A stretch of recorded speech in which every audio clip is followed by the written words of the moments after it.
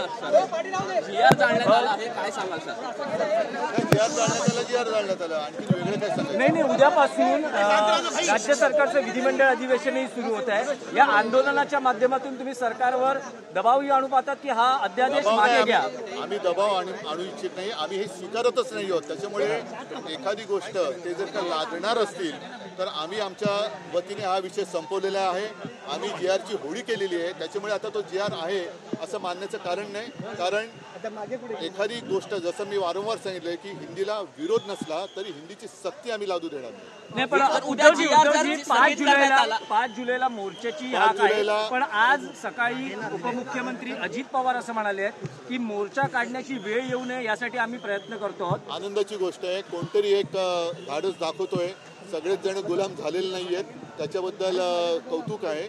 आणि मोर्चा कशासाठी काढावा लागतो आहे हे त्यांच्या लक्षात आलेलं नाही आहे। मराठीमध्ये, महाराष्ट्रामध्ये मराठीवरती हा जो काही अत्याचार होतोय आणि तो सगळ्या भाषेतल्या मुलांना मी असं म्हणेन की सगळ्यांचीच मुलं त्या वयातून मोठी होत असतात। त्यांच्या त्या मनावरती त्या वयामध्ये किती आपण भार टाकणार हा सुद्धा एक मोठा विषय आहे। नाही, पण उद्धवजी असं म्हटलं जातं काही हालचाली सुरू आहेत हा अध्यादेश मागे घेण्यासाठी आणि कदाचित एक समिती स्थापन केली जाईल तज्ज्ञांची आणि त्यानंतर मग काही अंतिम निर्णयावर सरकार येऊ शकतं असंही म्हटलं जातं। त्यावेळेला आम्ही अभ्यास गट केला होता, तो त्याच्यासाठी होता, पण त्या अभ्यास गटाचं पुढे काय झालं हा याचं कोणी काय सांगत नाहीये।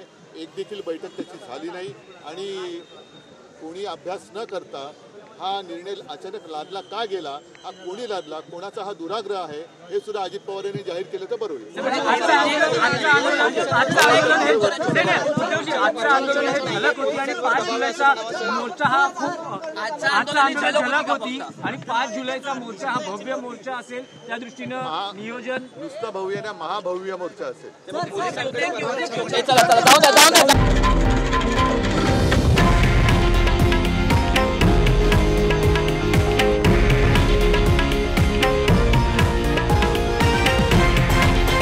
हे आहे देशातील नंबर 1 न्यूज नेटवर्क आणि आपण पाहत आहात TV9 मराठी, एकमेव।